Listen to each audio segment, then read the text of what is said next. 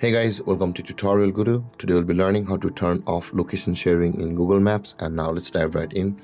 Now to turn off location sharing in Google Maps application, first open up your Google Maps on your phone.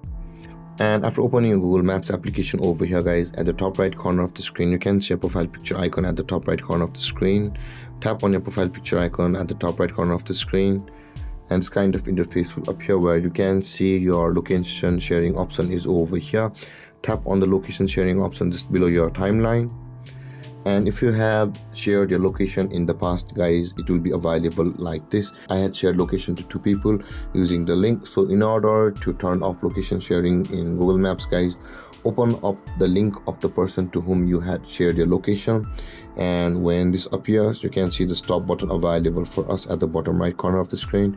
Tap on stop, and then your location sharing will be turned off. And with that being said guys, this is how to turn off location sharing in Google Maps. And if you have any confusions or questions regarding the topic, feel free to comment in the comment section below, and don't forget to like, subscribe and hit that bell icon for more videos. Thank you for watching guys. Peace.